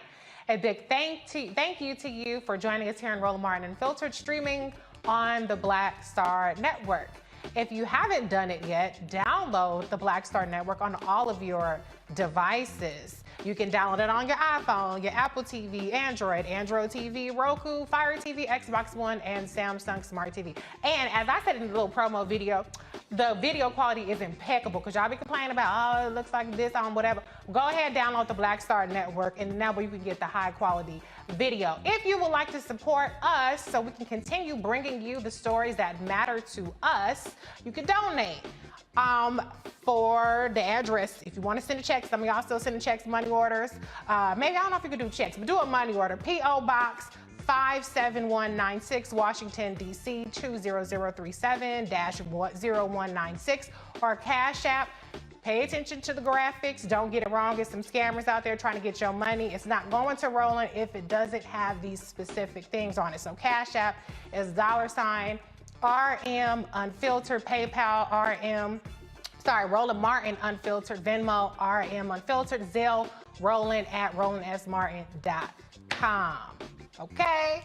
I am Reese Colbert. Roland will be back tomorrow. Have a great night. Holla!